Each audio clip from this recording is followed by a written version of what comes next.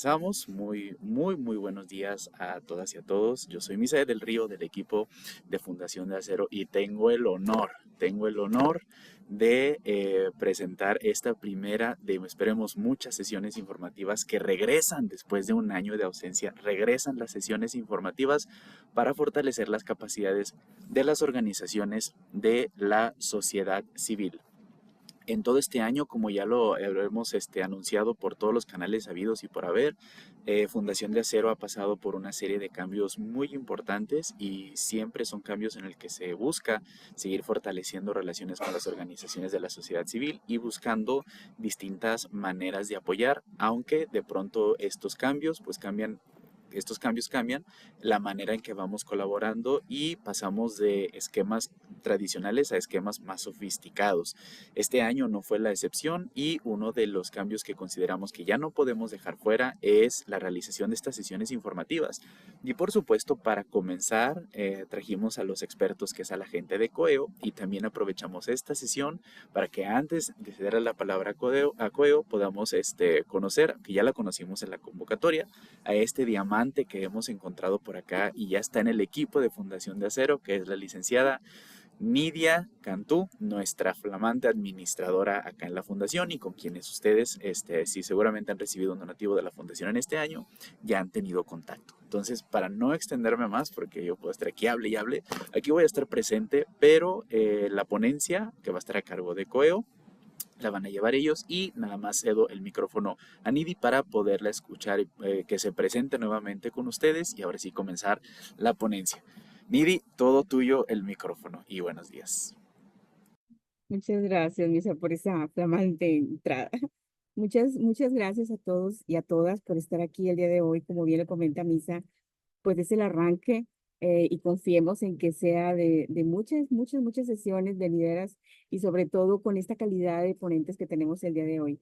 El día de hoy nos acompañan la maestra Laura Santana y el maestro Marcos Castillo. Ambos son expertos, súper expertos en todos los temas fiscales habidos y por haber, contables para todas las organizaciones de la sociedad civil. Y en esta ocasión, el tema o la sesión que nos compete a tratar el día de hoy es la obligación de presentar la contabilidad electrónica.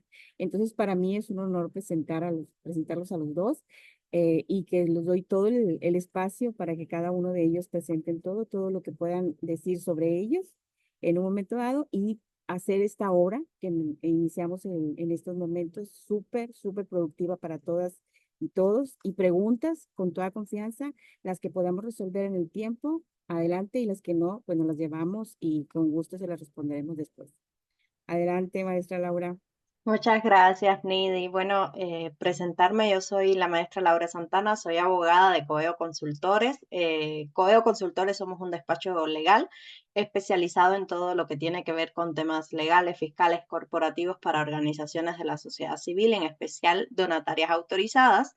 Y dado que somos abogados y somos bastante buenos abogados, nos gusta dejar como zapatero a su zapato, ¿no? Entonces nos apoyamos de excelentísimos eh, especialistas en temas contables, como es el maestro Marcos Castillo, que es el que va a estar específicamente pues dándonos esta sesión sobre la obligación de presentar contabilidad electrónica. Yo me voy a limitar solo como que a moderar, a apoyar aquí a Marcos, pero realmente el micrófono se lo voy a pasar a él.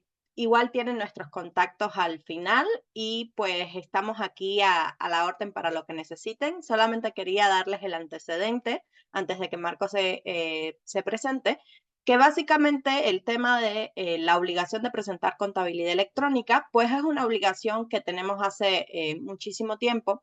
Sin embargo, este último año, dado los cambios o las exigencias que ha tenido el Servicio de Administración Tributaria, pues en los últimos meses sí hemos recibido algunas organizaciones que han tocado nuestra puerta justamente porque ya han empezado a recibir sanciones por la no presentación de la contabilidad electrónica. Entonces, no queríamos dejar pasar el año sin dar esta sesión informativa de qué va la contabilidad electrónica, por qué debemos presentarla, y para eso pues dejamos al super especialista Marcos Castillo para que se presente y pues comience la presentación. Un placer, Marcos. Bienvenido. Muchas gracias a todos, a Fundación de Acero, a Coeo, quien tienen la confianza en mí para hablar de este tema que es bastante importante para los contadores. Bueno, les platico, soy contador público por la Universidad Michoacana de San Nicolás de Hidalgo, pero parte de lo que a mí me gusta es de la contaduría, son los impuestos. Hice una maestría en impuestos en la Universidad Autónoma de Aguascalientes y también cuento con estudios de doctorado por la Universidad Autónoma de Zacatecas. Entonces, pues de esto sabemos un poquito, ya nos dedicamos hace mucho tiempo a temas fiscales y estamos de lleno en temas de las organizaciones de la sociedad civil, donatarias autorizadas, puesto que a veces no son tan visibles en los despachos tradicionales, a veces son infravaloradas en sus necesidades contables, fiscales, presupuestarias y demás. Y hemos visto con Coeo esta posibilidad de ofrecer un servicio especializado también en el área contable y fiscal. Y pues uno de los temas que son muy, muy importantes o central, una columna vertebral, es la contabilidad, tanto para la generación de la información financiera, de los presupuestos, como de la parte fiscal y la comprobación que requiere la autoridad para conservar pues un tema de autorización de la donataria. Y que obviamente pues por las reglas fiscales eso es muy importante para nosotros. Traemos una presentación que tiene temas específicos de la obligación de la contabilidad, sus diferentes requisitos, las problemáticas que pueden encontrar las organizaciones de la sociedad civil. Y aquí, pues, me gustaría recibir el apoyo de ustedes porque, pues, obviamente por la formación podemos llegar a mencionar cosas muy técnicas. Así que yo les comento que si hay algo que no se está entendiendo o por mi parte no me estoy explicando adecuadamente, me lo hagan saber en el momento preciso y no importa si hay una interrupción. O si tienen alguna duda en específico, también hay que externarla porque, pues, obviamente este tiempo que vamos a compartir pues está dedicado única y exclusivamente para ustedes. No puedo obviar algunas cosas técnicas, sobre todo porque se les tiene que entregar a ustedes para si ustedes tienen comunicación con un equipo contable, con un equipo de abogados, podamos tener este lenguaje técnico. Y también he creado una presentación que si por cuestiones de tiempo no vemos todo lo que es los aspectos fiscales de la contabilidad con punto y coma, bueno, pues les quede material para que ustedes puedan profundizar al respecto o verlo con quien les asesore en esta parte de la contabilidad. Y bueno, tenemos una presentación, nada más si me indican si yo la presento, valga la redundancia, si me dan permiso para compartir pantalla. Ah, creo que ya lo tengo. Sí presento Sí, yo, ¿verdad? sí, sí, por favor, Marco. Ah, ok. Ya voy a hacerlo conducente. Permítame un segundo.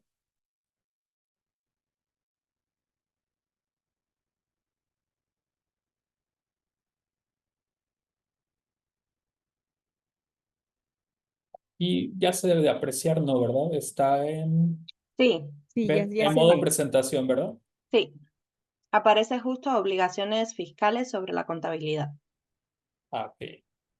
Pero todo completo, ¿no? No se ve en modo presentación.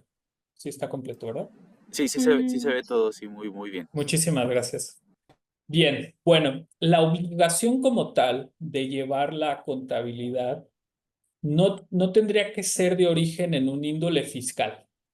Es decir, la necesidad de temas contables es de un índole de toma de decisiones, de poder evaluar cuál es nuestra posición, hacia dónde vamos, qué tan eficientes somos. Y es un tema que las organizaciones de la sociedad civil requieren inclusive más que algunas empresas lucrativas. ¿Por qué? Porque obviamente algunas de las organizaciones tienen un presupuesto que es aprobado para recibir un donativo. Tienen informes que entregar, o tienen que ver cuál fue el alcance de sus actividades. Sin embargo, para efectos fiscales, a la autoridad le interesa mucho el tema de la contabilidad, puesto que eso es uno de los principales objetivos para revisar si lo que se dice que estamos haciendo y si de lo que se dice que estamos gastando en realidad es cierto. Es decir, también de lo que se está declarando en realidad es cierto, y eso lo hace a través de la revisión de la contabilidad. Claro que hay otras obligaciones fiscales como los FDIs que han opacado la necesidad de la autoridad de revisar la contabilidad. Pero aún así la obligación está ahí. Y a pesar de que no es el Código Fiscal de la Federación, como lo vemos en la plantilla, quien impone la obligación de la contabilidad, sí es el código el que nos dice cómo debemos de cumplirla. ¿Qué es lo que quiero decir? Por ejemplo, en la ley del impuesto sobre la renta, dentro de todas las obligaciones de las personas morales, incluidas las organizaciones de la sociedad civil, está la obligación de tener una contabilidad. Pero esta contabilidad va a estar regulada a través del Código Fiscal de la Federación, y aquí es bien importante que sepamos que nos impone cuatro requisitos, 4 obligaciones que tenemos que cumplir para efectos fiscales. La más importante, y que ya lo mencionaba nuestra compañera Laura, que ya inclusive ha habido OSCs en problemas, es la del envío de la contabilidad. Pero eso solamente puede ser la punta del iceberg. ¿Por qué? Porque es lo que ve la autoridad de que si estás cumpliendo o no. Pero a partir de ahí puede revisar todo y saber si estás cumpliendo con esas 4 obligaciones que aquí vamos a platicar. ¿Cuáles son esas 4 obligaciones? Número 1, ¿qué elementos debes tú de guardar en tu contabilidad para que la autoridad, si te revisan, digo aquí toco madera por todos, que nadie nos revise, pero si te llegan a revisar, ¿qué elementos debes de presentar para cumplir esta revisión? Y por otro lado, eso significa también qué elementos debo de yo trabajar con mi contador, ya sea que lo tenga interno o que lo tenga externo, o que yo sea el área de finanzas, de ingresos y egresos, y que tenga que generar esos documentos para comunicarlos con mis asesores.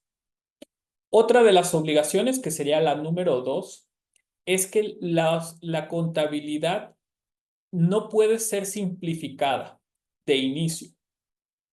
Hay algunas personas o regímenes que sí son simplificados, como por ejemplo algunas personas físicas, los regímenes simplificados de confianza, su propio nombre lo dice, y hasta hace algunos años las donatarias o asociaciones civiles entrábamos ahí, pero ya no. Por lo tanto, la forma en que se debe de llevar la contabilidad para las personas morales en general debe de ser a través de un software especializado, o es decir, un software contable que permita generar una base de datos.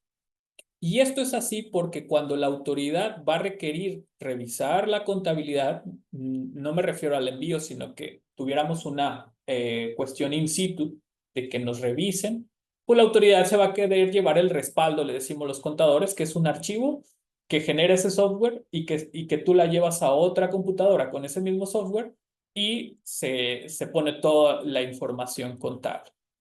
Así que aquí no se puede llevar una contabilidad en Excel, no se puede llevar una contabilidad mucho menos en libros como antes, sino que tiene que ser un software especializado. Y aunque ya hay muchas herramientas en las nubes, como QuickBooks, que podría ser una opción, esas todavía no están aterrizadas a las necesidades que establece la autoridad fiscal. Y bueno, aquí prácticamente solo hay 2 tipos de proveedores que establecen esos software. Uno de ellos es Compaq, el otro es Sigo de Aspen. Pero si alguien construye un software contable especial, como sí llega a pasar en algunas entidades lucrativas, mientras se cumplen con los requerimientos fiscales, todo está correcto. De hecho, Entonces, Marcos, sí. una preguntita que hacen al respecto, ya dices los software que recomiendas. Sin embargo, Marisela nos dice, ¿sabes de algún sistema contable donde no cobren por timbrar la contabilidad? Bueno, ¿Alguno de estos es gratuito o conoces algún otro que sea gratuito? no No, gratuito no. Gratuito Ok. no lo hay y ese fue uno de los principales, justo, fíjate qué importante esa opinión. Justo era eso de los temas por lo que a las organizaciones de la sociedad civil, las AC, tenían la facilidad de llevar una contabilidad simplificada, pero esa contabilidad se quitó, o sea, esa facilidad se quitó. Al momento de quitarse, y que lo hemos visto en esas multas que han llegado, lo que busca la autoridad es un mayor control en las organizaciones de la sociedad civil, lo cual les perjudica porque tienen que invertir dentro de su presupuesto en cumplir una obligación fiscal de hacer, llevar la contabilidad, y pues eso obviamente encarece sus operaciones.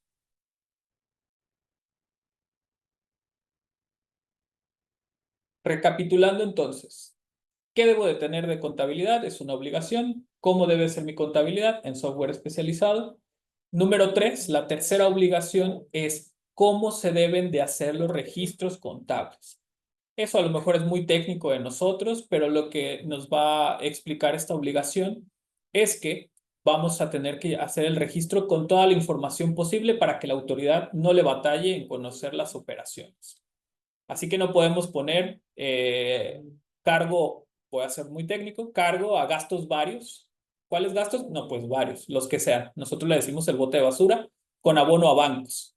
Tiene que estar muy claro esa salida de dinero, erogación, a dónde se está registrando.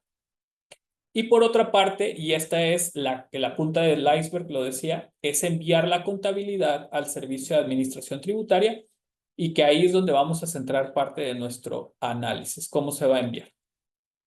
Bien, voy a avanzar un poco, insisto, si hay alguna duda, con toda confianza, interrumpir, por favor. ¿Qué integra la contabilidad? La integración de la contabilidad nos dice el artículo 28 del código, es que son libros, sistemas y registros contables, todo lo que está en el software. Pero también son los estados de cuenta. Acaba de salir una reforma para que los estados de cuenta tengan un formato estandarizado. Y qué bueno, porque había unos estados de cuenta muy feos. Entonces, pero aquí la cuestión es, ¿yo tengo que guardar mis estados de cuenta? Sí. ¿Por qué? Porque eso integra la contabilidad. Y la autoridad, al integrar la contabilidad, te lo va a pedir en dado caso de una revisión. Entonces, ¿cómo los voy a guardar? Bueno, ya ahorita la autoridad reconoce lo que es un documento digital. No hay necesidad de tenerlos en físico si el banco me los manda digital. Entonces, pues yo ya puedo guardar en un archivo, en una nube, el estado de cuenta. ¿Cuáles estados de cuenta? Todos los que estén a nombre de la persona moral. Eso es bastante importante. Claro que el estado de cuenta es la columna vertebral de la contabilidad, por lo tanto, seguramente si tienes tu contador o trabajas con un especialista, pues eso lo va inclusive a tener en su respaldo el especialista o tu contador.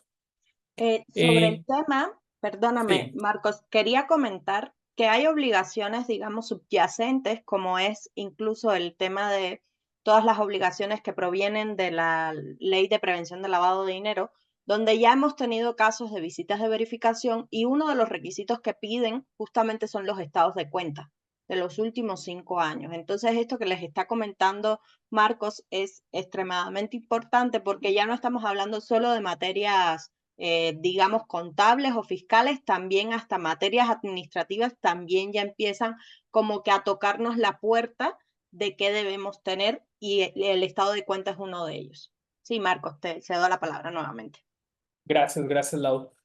Y bueno, para no hacerles el cuento largo y que esto sea más gráfico, aquí tenemos un esquema de lo mínimo que debemos de tener para efectos contables y que, insisto, no solamente es para la comprobación del SAT, que yo tenga que conservar, sino que también es parte de la relación de trabajo que vamos a tener y que el hecho de saber que necesito toda esta documentación me da la pauta inclusive para establecer mis procesos de trabajo. Por ejemplo, ¿Qué es lo que se van a necesitar? Avisos y solicitudes del RFC. Y aquí me llama mucho la atención porque la autoridad te dice, tienes que conservar todos los documentos que tienes conmigo. O sea, ¿cómo? Yo tengo que conservar los documentos que te mandé a ti y que tú me regresaste para si en dado caso, tú que ya los tienes, los vuelvas a verificar si yo los tengo. Pues sí, sí. Entonces tenemos que documentar todos los avisos de inscripción al RFC, cambios de domicilio, actualización de las obligaciones, todos los comunicados como pueden ser actos administrativos, requerimientos, etcétera. Todo nuestro expediente fiscal que avale nuestra situación fiscal la debemos de tener y esa va a ser una carpeta. Otra, por ejemplo, son las declaraciones. ¿Qué tipos de declaraciones? Todas las que estés obligadas.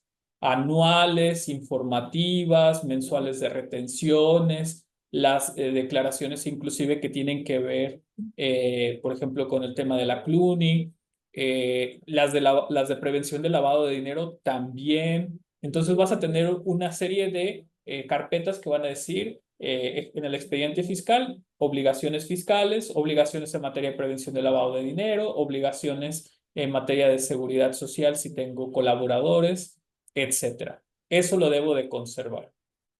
Estados de cuenta, ya lo platicábamos, todos los estados de cuenta. Acciones, partes y títulos de crédito, bueno, aquí yo le llamo en la parte del derecho societario, donde vas a tener tus actas constitutivas, tus acuerdos de asamblea, todas las modificaciones, cambios de roles, poderes, etcétera. Eso también es parte de la contabilidad y lo debemos de tener almacenado. A mí me gusta mucho esta guía porque así le podemos explicar a la colaboración en las OSC para darle, insisto, estructura de trabajo, porque pues obviamente nuestra intención no es ser una organización eficiente en la cuestión administrativa, es decir, sí lo necesitamos, pero si estamos constituidos como donataria autorizadas porque tenemos una finalidad ulterior. No nos dedicamos a ser eficientes administrativamente, pero sí nos da una pauta para saber cómo estructurar una oficina de trabajo y también implementar los controles. Entonces, llevamos expediente fiscal, declaraciones, actividades económicas, el expediente societario y también vamos a tener otro que va a ser el expediente laboral.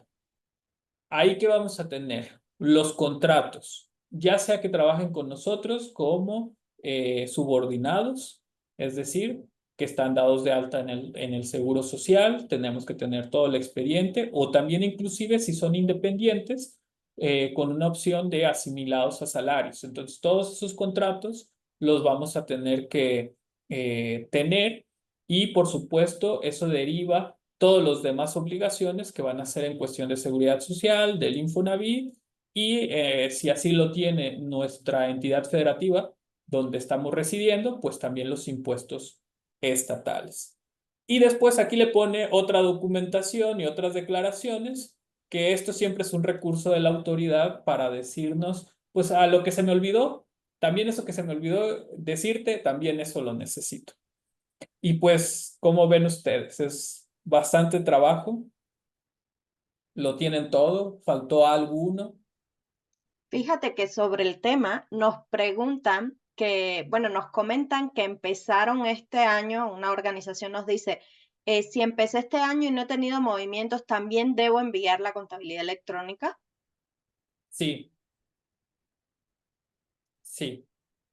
Bueno, hay un área gris, pero ahorita lo explico para que ustedes determinen por si lo escuchan en otra plática, en otro foro, pero vean cuál es la posición, sobre todo a quien va empezando y a lo mejor sus ingresos son inferiores de 4 millones de pesos. Pero enseguida tengo la lámina y lo aclaro. Mi recomendación es sí. ¿Por qué? Porque el hecho de cuando se quitó la facilidad de la simplificación de la contabilidad para las personas morales, asociaciones civiles, la intención de la autoridad es que cumplieran con la obligación completa. hay un apartado que pudiéramos como encajar como un zapato que te aprieta, pero la verdad es que es arriesgarse. Enseguida platico algo al respecto. Está requisitos, que ya sería la segunda obligación que comentaba, cómo deben de ser los requisitos contables. Básicamente, aquí lo estamos viendo en la pantalla, básicamente lo que nos dicen es que traiga toda la información más desglosada posible. No puede uno ser económico en el registro, no puede uno decir, pago factura 15, depósito del cliente. Bueno, aquí no decimos cliente, ¿verdad? Depósito del donatario. Donativos público en general. No podemos ser así de económico, sino que nos piden que los registros sean totalmente analíticos, que tengan la identificación de la comprobación y, bien importante, que los CFDIs estén relacionados. Ustedes saben que para efectos fiscales, los comprobantes fiscales digitales por Internet traen una cadena que se abrevia como UUID, que es una serie alfanumérica de 36 posiciones. Pues eso también se tiene que manifestar en el registro contable. Entonces, pues sí es un trabajo bastante laborioso, pero que, insisto, estos software especializados son los que nos ayudan. De esto no voy a abordar mucho, a menos de que me diga alguien, yo soy contador y tengo duda en un caso en específico. Pero sí es un tema que dentro de la técnica tendría que ver su especialista. Bueno, más parte de los requisitos. Bueno, aquí sí me voy a detener porque puede ser una cuestión de preguntas de conocimiento general. Si se reciben donativos del extranjero valuados en moneda internacional, en la contabilidad se debe de plasmar en pesos mexicanos. Eso debe de quedar claro. Y, por ejemplo, si ustedes manejan diferentes proyectos, es decir, que tienen un mismo donativo, pero quieren segmentar los gastos para saber cuánto se ha gastado en tal actividad, cuánto en esta otra actividad. También se puede establecer el registro contable y está autorizado por centro de costos, que es esto que se menciona aquí. Una duda, Marcos. Sí. Decías que hay proyectos y aquí hay muchas de nuestras organizaciones que reciben donativos del exterior, ¿no? Del extranjero. Entonces decías, bueno, eso se debe reflejar en sus cuentas en pesos mexicanos. Pero si hay alguna de estas organizaciones que tiene cuenta en dólares, ¿cómo sería ese supuesto? Muy bien. Siempre estamos obligados por la parte contable a evaluar nuestra moneda al tipo de cambio de la fecha en que vamos a presentar el reporte. Y es una técnica contable, algunos lo manejan como cuenta complementaria, se le dice. Pero aún lo que tú tienes, creas una cuenta contable que va a estar con la cantidad en pesos, perdón, en la moneda, si supongamos dólares, y abajo de esa cuenta va a estar la diferencia en pesos para que sumados te dé el equivalente en pesos. Es decir, que vamos a estar obligados siempre a expresar nuestra información financiera, tanto para efectos contables como fiscales, en pesos mexicanos, y vamos a estar constantemente tener que hacer la evaluación de la paridad cambiaria. Una pregunta, Marcos, y muy Sí, importante. ¿De dónde puedo tomar yo el tipo de cambio al momento de hacer mi registro? excelente pregunta. Por ejemplo, para efectos de las normas de información financiera, que sería la contabilidad en sí como tal pura, nos establece que vamos a evaluar la moneda al valor razonable, así dice la norma, al valor razonable o de mercado. ¿Qué significa un valor razonable o de mercado? Esto significa que si yo, por ejemplo, vendo mis dólares, o por vender, pues es cambiarlos, ¿no? Y obviamente la tengo, la cuenta de bancos dólares en Banco del Bajío, yo ya aquí me aventé el comercial. El tipo de cambio que tenga Banco del Bajío es mi valor razonable. porque es lo que inmediatamente yo voy a tener cuando cambien mis dólares. Entonces, así, ese puede ser una cuestión para efectos contables. Pero para efectos fiscales, sí hay una regla, por ejemplo, específica, y esto es muy importante aclararlo porque puede ser que yo tenga que expedir una factura porque me están dando un donativo internacional. Para efectos fiscales sí hay un tratamiento establecido. ¿Por qué? Porque no podemos tener el valor razonable que te permite las normas de información financiera. ¿Qué significaría eso? Que una sociedad valúa con Banco del Bajío, otra sociedad valúa con Banamex, otra con BBVA. Entonces, para efectos fiscales sí se tiene que estandarizar. ¿Cuál es la lógica para efectos fiscales? Tienes que atender al tipo de cambio que se publicó en el Diario Oficial de la Federación el día anterior al que estás haciendo la operación. Lo explico esperando que sea mejor. Si hoy me depositan en dólares, $1,000, la factura que yo voy a expedir, le voy a poner el tipo de cambio que se publicó el día de ayer en el Diario Oficial de la Federación.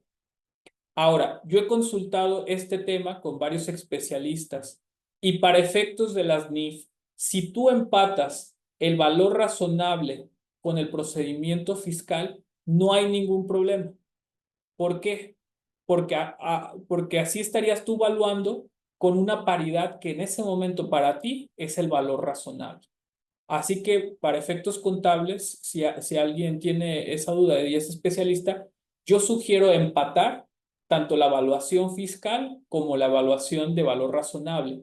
Que si bien algún purista me podría decir es que no está reflejando verdaderamente la información financiera, sí es lo más práctico para una organización. Pero entonces el resumen, además de tener en cuenta el valor razonable, siempre sería bueno irnos a lo que publica el DOF, ¿no? El Diario Oficial de la Federación, respecto a cómo está el tipo de cambio, ¿no? Sí, sí, porque para efectos fiscales eso es lo que tenemos que hacer. Ok. Y es que la Como contabilidad y lo simplificación. fiscal no siempre empatan, no Claro, siempre empatan, pero en este caso, si los empatamos nosotros, lo tendríamos que empatar con la regla fiscal. perfecto. Muchísimas gracias. No, Gracias. no hay de qué.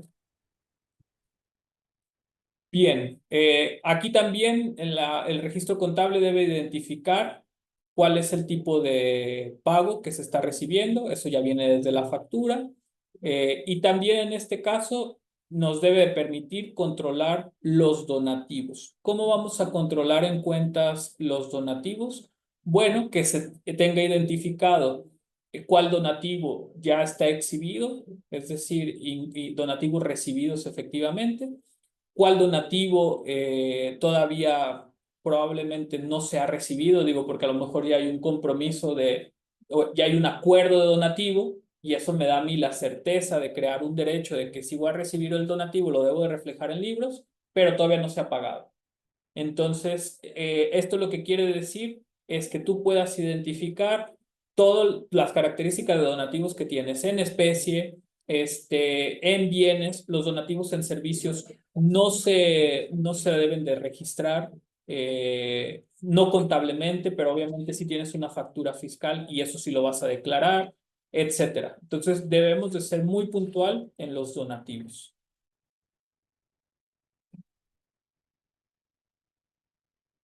Bien, voy a pasar a un punto que muchos me preguntan, oye, ¿cómo debo de conservar la contabilidad y cuánto tiempo voy a conservar la contabilidad?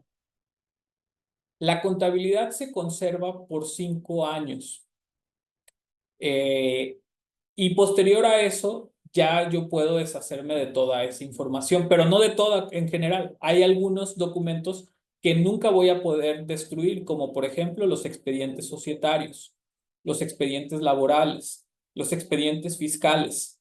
Esos no los voy a destruir. Los expedientes laborales los voy a destruir si ya el trabajador no está conmigo y ya pasaron 5 años. Pero si los trabajadores siguen vigentes, continúan. Los expedientes societarios nunca.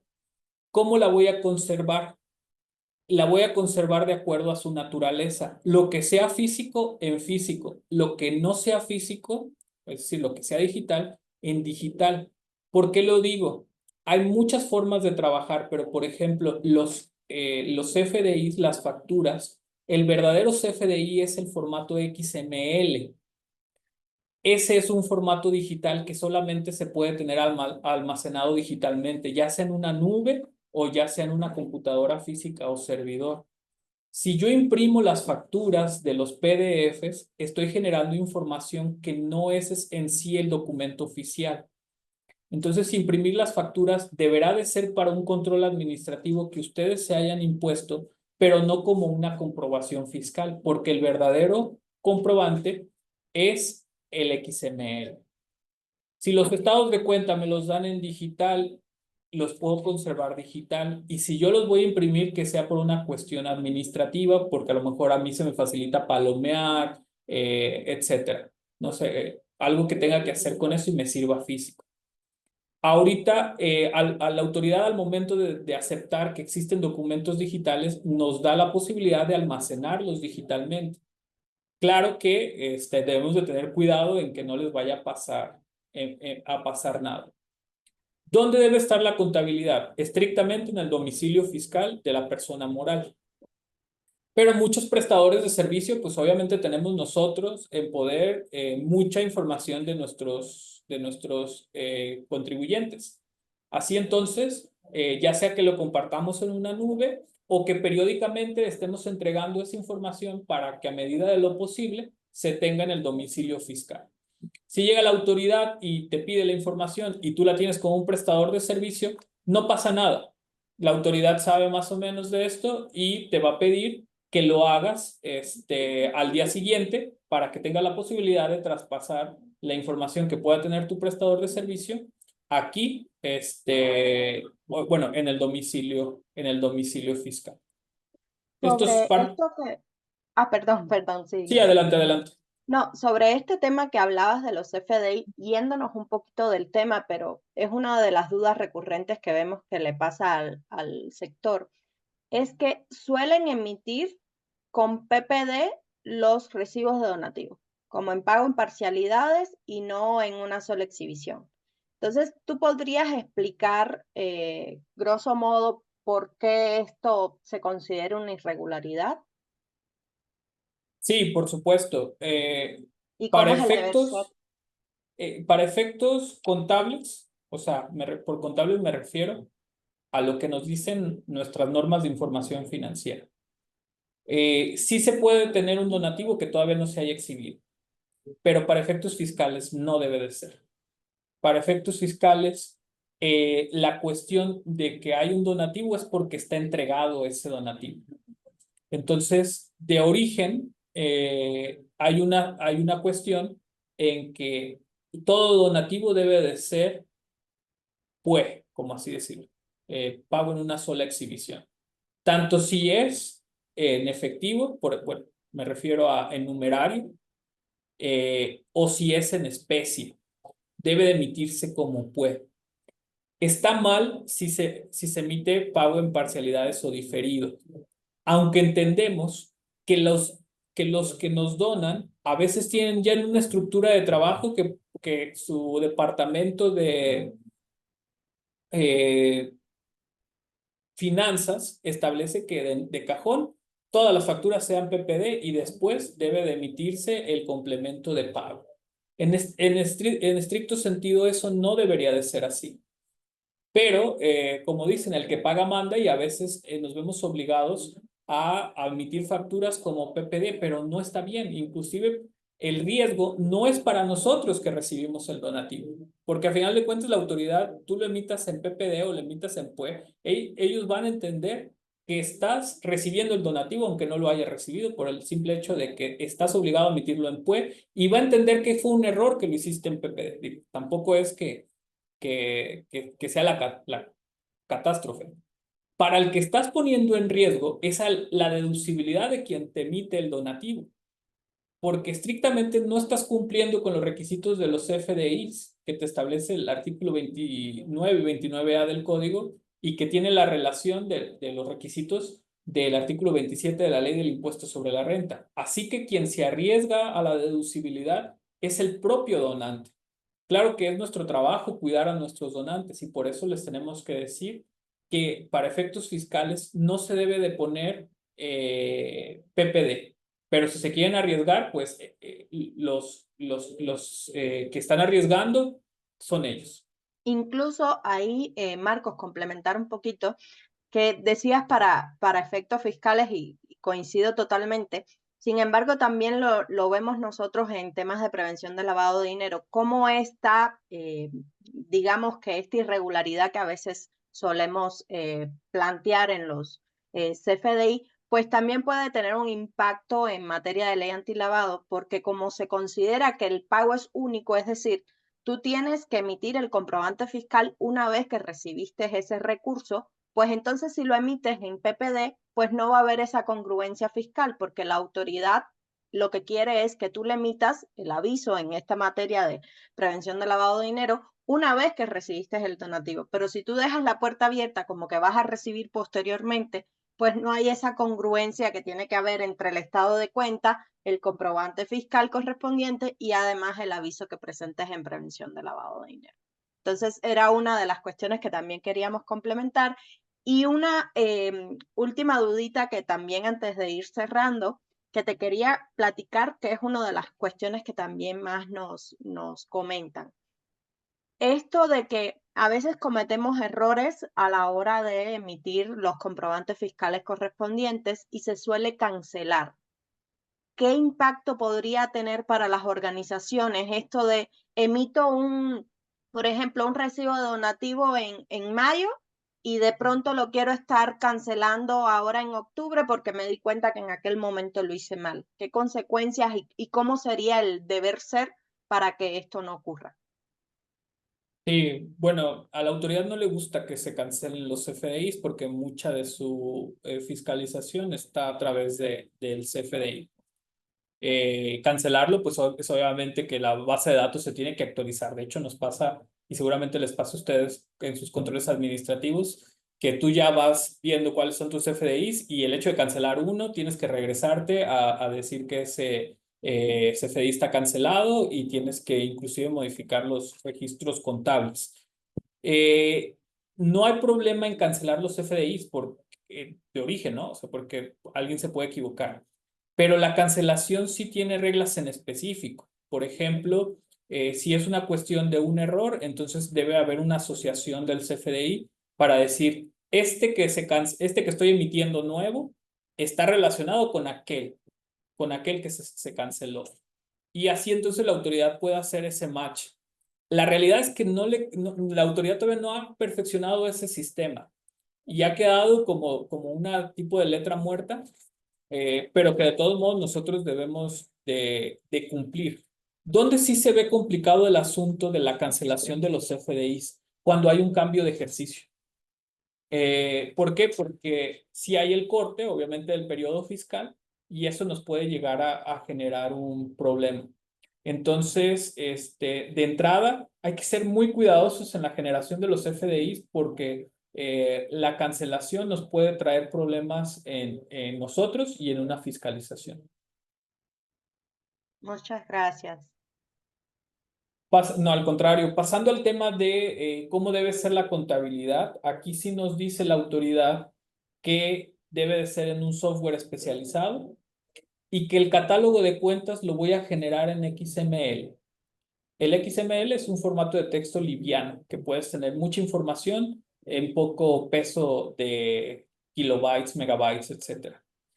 Pero lo que nos pide es que vas a asociar tus cuentas contables con las cuentas contables del SAT para hacer un match. No quiere decir esto, y lo aclaro, no quiere decir esto que tú vayas a tener que agarrar el catálogo de cuentas del SAT. No, porque la contabilidad lo haces con base en tus necesidades. Lo que sí quiere decir es que de tus cuentas contables que tengas, las relaciones con las que ellos tienen para que ellos nada más tengan que hacer una lectura así. Muy sencilla. Entonces, cuando tú das de alta el catálogo de cuentas, tienes que estar asociando las partidas al catálogo de cuentas del SAT. Yo he visto profesionales que lo que hacen es, para más fácil, agarro lo del SAT. Sí, te ayuda fiscalmente, pero contablemente no. Y si no importa la contabilidad, pues bueno, no pasa nada. Pero en las organizaciones de la sociedad civil sí importa la información financiera. Por eso es que primero creas tu catálogo de cuentas y después haces match con el tema del SAT.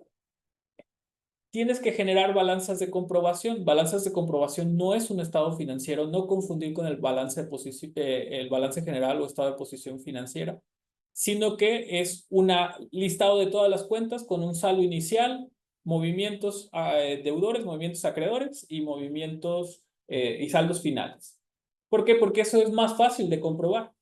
Entonces, eso es lo que quiere la autoridad y eso lo tienes que generar en XML. Esa balanza de comprobación XML es la que se envía. Las pólizas, que son los registros contables, cada movimiento del estado de cuenta es una póliza, cada donativo es una póliza, cada gasto es una póliza. Entonces, las pólizas que son los registros también se deben de hacer en XML, pero ojo, esas pólizas de XML no se envían. Lo único que se envían es la balanza de comprobación, el resumen, vaya. La autoridad me va a pedir que envíe las pólizas, sí, pero solamente hasta que me lo pida expresamente. No lo tengo que hacer diario. Lo único, digo, mes con mes, lo único que voy a mandar es la balanza de comprobación. Y bien importante esta parte. La autoridad no le importa con base en qué tipo de normativa contable hagas tu contabilidad mientras tengas una. Lo que nosotros normalmente utilizamos son las NIF. Pero si tu donante por alguna cuestión especial quiere que homologues el tratamiento contable con los de Estados Unidos o con las normas internacionales, pues bueno, lo tendrías que llevar a cabo de esa manera. Bien, hago aquí un tema que nos preguntan mucho. Por ejemplo, pues nosotros estamos obligados a registrar los FDI si los relacionamos y ahí trae toda la información. Pero ¿qué pasa con los comprobantes de facturas extranjeras? Es decir, los llamados invoice, que a lo mejor yo hice una campaña no sé, en Meta de Facebook y pues a mí me dieron un invoice, no me dieron facturas FDI, o que a lo mejor pagué la cuenta de Zoom, no me dieron facturas FDI, sino me dieron un invoice, el Dropbox, no sé, cualquier otra plataforma. ¿Son deducibles? ¿Se pueden registrar? Sí, sí son deducibles y se pueden registrar siempre y cuando traiga estos requisitos: que tú puedas acomodar en los comprobantes del receptor tu RFC y o tu denominación o razón social. Obviamente que esté plenamente identificado quién te emite la factura, que tengas el valor consignado en número y letra, que haya impuestos desglosados y que se vea claramente cuál es la descripción. Con que tú tengas estos requisitos, es decir, que esa factura pueda comprobar estos temas, con eso es más que suficiente. El problema es que, pues, si hablamos de proveedores de servicios, no sé, de Estados Unidos, de Europa, bueno, de Europa no, de Estados Unidos, pues está un invoice muy común. Pero, por ejemplo, ha tocado cuestiones de trabajo con precisamente europeos, que los invoice los hacen ellos en Word, porque así es su legislación tributaria. Bueno, pues eso es suficiente para mí porque no hay más legislación que eso. O, por ejemplo, me ha tocado trabajar con donatarias que tienen oficinas regionales en El Salvador, en Honduras, que sus comprobantes fiscales fueran como una nota de venta de nosotros o las facturas que teníamos antes del 2014. Es suficiente. ¿Por qué? Porque la autoridad no puede regular hacia afuera, sino que solamente te da los parámetros para que tú compruebes las operaciones que vienen del extranjero. Entonces, eso hay que tenerlo en cuenta. ¿Cómo se debe de enviar la contabilidad?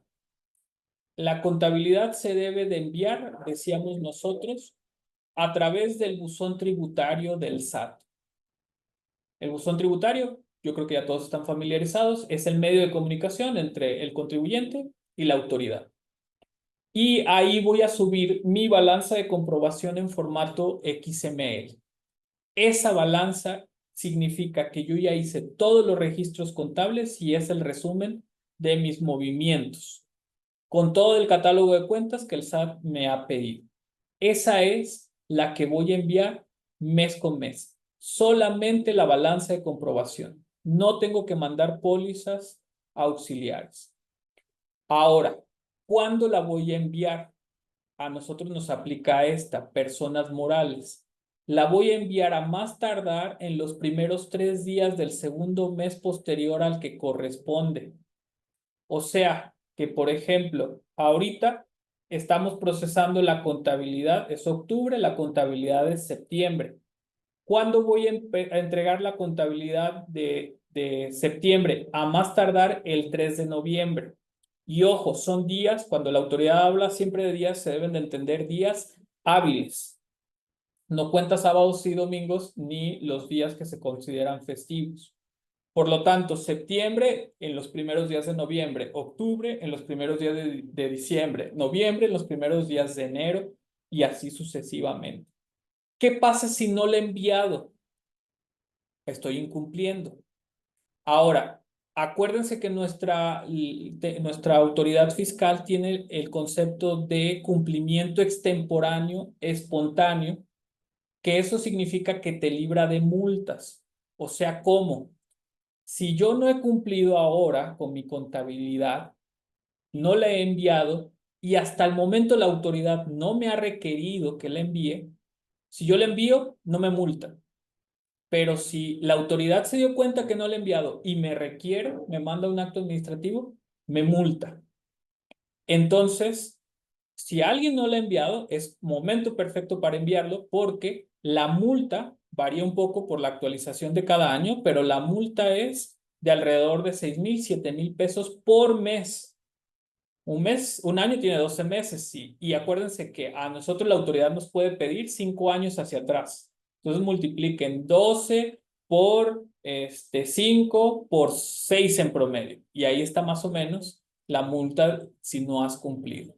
Ahora, me preguntaban, si yo no tengo nada, ¿la tengo que enviar? Sí.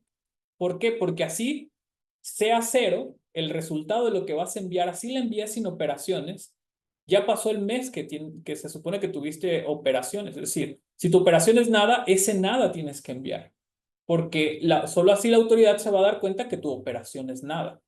Entonces, sí se tiene que enviar. Empiezo a cerrar, porque sé que hay que ser puntuales con el tiempo.